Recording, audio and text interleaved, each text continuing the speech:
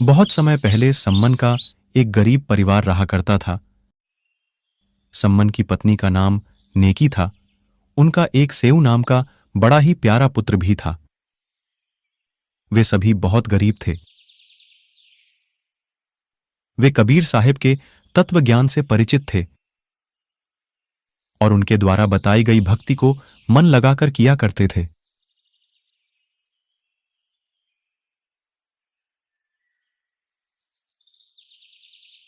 सम्मन तथा उनकी पत्नी नेकी चूड़ियां बेचने का काम किया करते थे। गरीब होने के कारण पूरा नगर उनका मजाक उड़ाता था, लेकिन उनमें कबीर साहिब का तत्व ज्ञान ऐसा समाया पड़ा था, वह किसी का भी बुरा नहीं मानते थे और अपनी भक्ति को सुचारू रूप से किया करते थे। वे घर घर जाकर धनी व्यक्तियों की स्त्रियों और बेटियों को चूड़ियां पहनाते थे, लेकिन इतना करने के बाद भी उन्हें बहुत कम धन की प्राप्ति होती थी, जिसकी वजह से कई बार तो उन्हें भूखा भी सोना पड़ता था। सम्मन तथा नेकी जिस भी घर में चूड़ियां पहनाने जाते, उस घर में व्यक्तियों को कबीर साहिब का सत्य ज्ञान समझाते और उनकी कथाओं को सुनाते थे। वे व्यक्तियों को बताते कि कबीर साहिब की शरण में बड़े बड़े राजा महाराजा आए हुए हैं, जिनमें दिल्ली के बादशाह सिकंदर लोधी, काशी नरेश, वीरदेव सिंह बघेल जैसे राजा शामिल हैं। लेकिन उस गांव में कोई भी गुरुओं पर विश्वास नहीं करते थे। वे उनसे कहते थे कि यदि आपके गुरुजी इतने ही सक्षम हैं, तो वे आपकी गरीबी दूर क्यों नहीं करते। लोगों के ऐसा कहने से वे निरुत्तर हो जाते थे, क्योंकि ये बात तो सच थी। लोगों के ऐसा कहने पर भी उनका अपने गुरुजी की प्रति विश्वास नहीं डगमगाता था। उधर सेऊ भी अपने मित्रों को अपने गुरुजी के बारे में बताता था। हमारे गुरुजी तो स्वयं पूर्ण परमात्मा आए हुए हैं, उनके तो बड़े बड़े राजा शिष्य हैं। अरे सेऊ, आपके गुरुजी तो लालची हैं, वो तो धनी लोगों के घर ही आते हैं। यदि वो इतने ही दयालु हैं, तो वो आपके घर क्यों नहीं आते। सेऊ उन्हें समझाता कि उनके गुरुजी लालची नहीं हैं, लेकिन सेऊ के लाख समझाने पर भी वे सेऊ की बातें नहीं मानते, क्योंकि पूरा गांव ही गुरुओं को पाखंडी मानते थे। माँ, गुरुजी हमारे घर कब आएंगे? मुझे बताएं, बाहर सभी भाई मेरा मजाक उड़ा रहे हैं। बेटा सेऊ, गुरुजी तो स्वयं पूर्ण परमात्मा है, वो सदैव हमारे साथ ही तो रहते हैं। गांव वाले अभी नादान हैं। वो सब तो ठीक है माँ, लेकिन एक बार गुरुजी हमारे घर आ जाएं, तो मैं भी उन्हें बताऊंगा हमारे गुरुजी लालची नहीं हैं। बेटा, उनके तो लाखों शिष्य हैं, वो किस किस के घर जाएं? वो तो हमारे साथ ही रहते हैं। माँ, सभी हमारे गुरुजी का मजाक उड़ाते रहते हैं, कोई भी समझने को तैयार ही नहीं है। एक बार गुरुजी हमारे घर आ जाते तो उनको भी पता चल जाता कि सेऊ के गुरुजी लालची नहीं है। ये सुनकर नेकी और सम्मन को भी बहुत बुरा लगा, लेकिन वो भी क्या कर सकते थे। गांव वाले उनका भी मजाक उड़ाया करते थे। तीनों बातें कर ही रहे थे कि उनके गुरुजी कबीर साहिब उनके घर के बाहर कमाल और शेख फरीद जी के साथ आ जाते हैं। बेटा सेऊ, सम्मन, बेटी नेकी, कोई है क्या?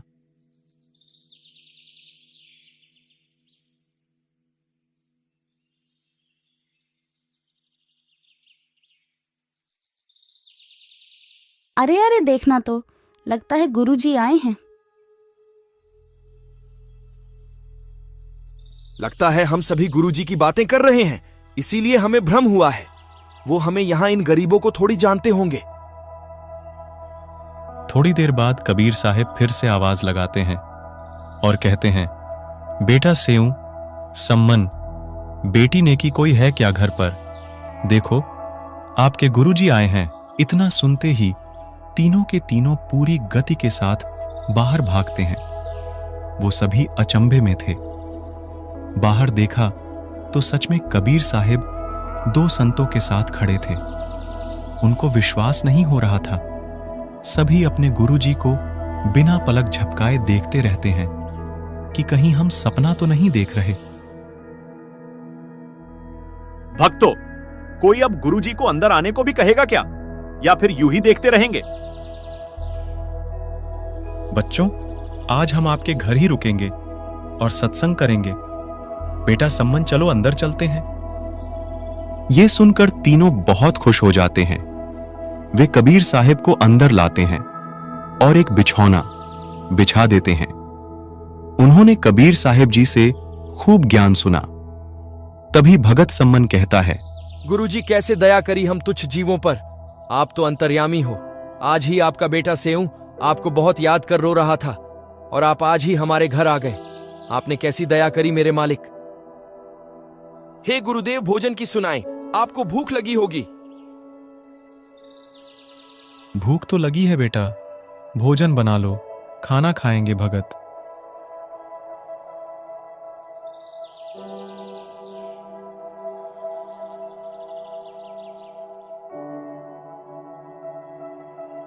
सम्मन नेकी के पास गया और कहा, भोजन बना लो, गुरुजी को भूख लगी है।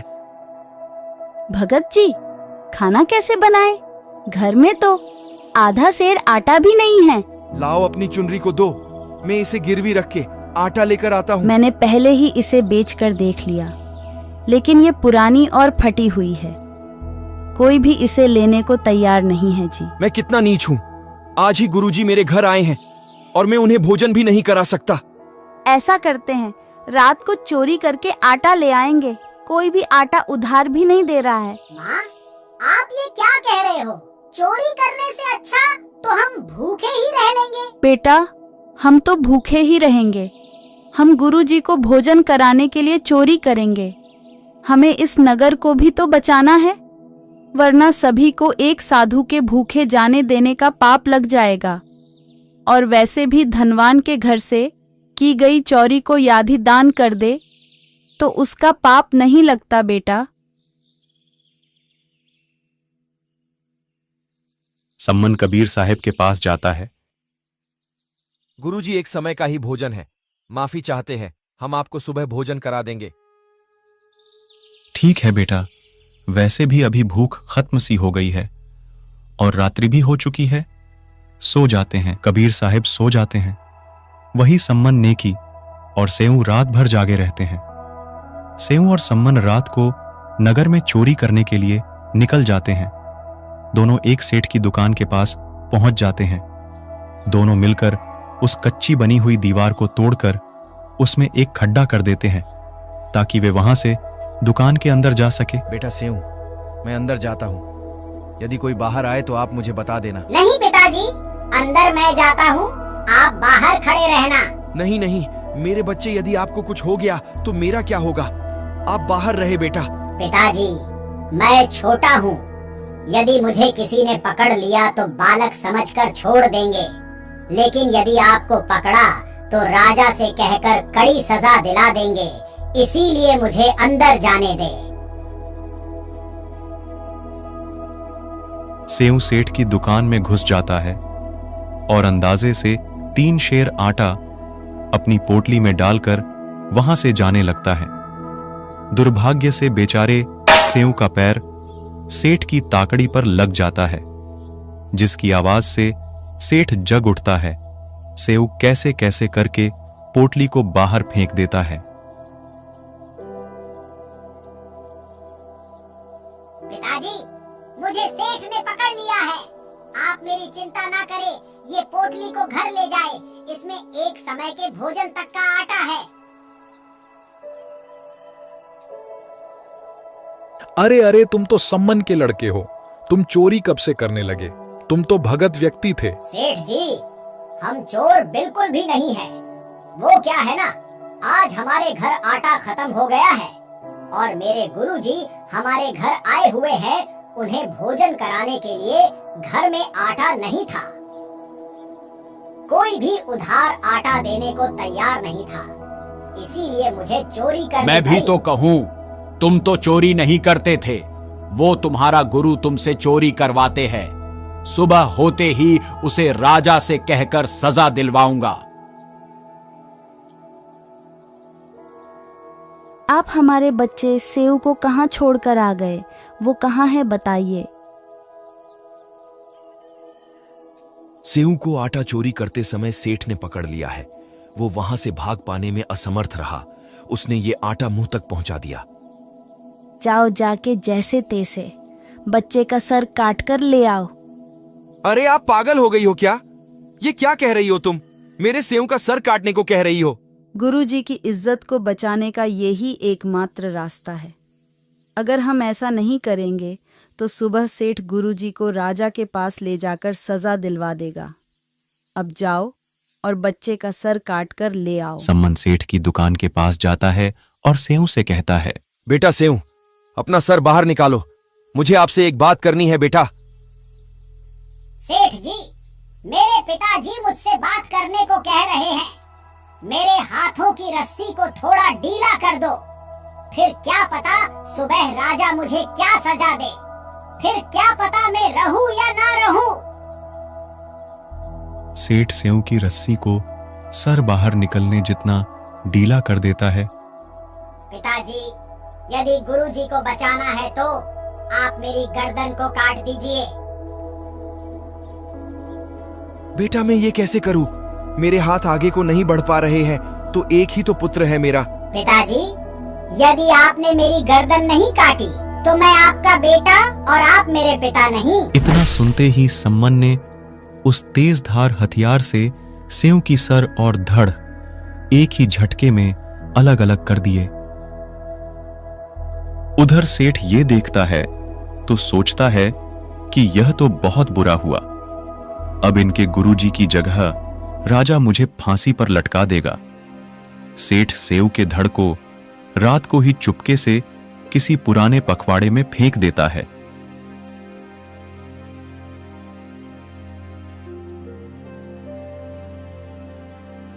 और दुकान में वापस आकर ऐसे सो जाता है कि जैसे कुछ हुआ ही नहीं हो। सम्मन सेऊ के सर को एक अलमारी में रख देता है।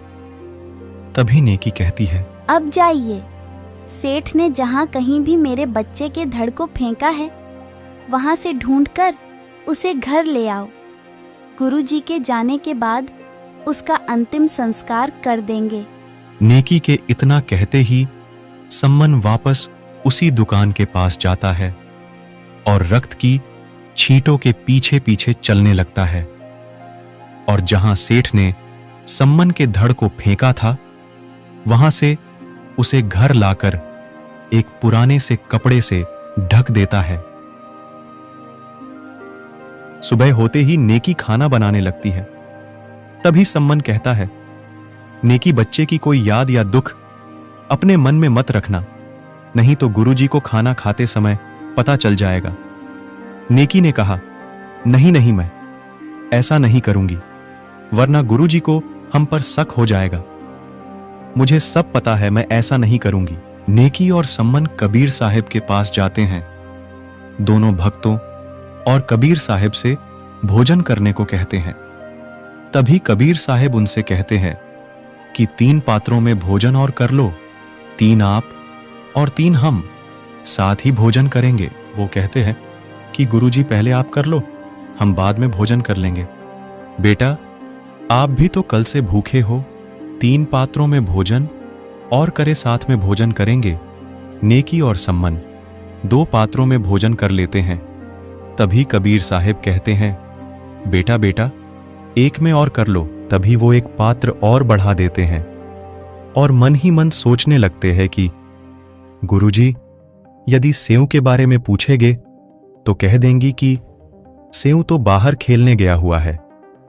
वो ऐसा सोच ही रहे थे कि तभी कबीर साहिब कहते हैं, आओ सेऊ जीम लो, ये प्रसाद प्रेम बेटा सर कटा करे चोरों के, साधुओं के नितक्षेन।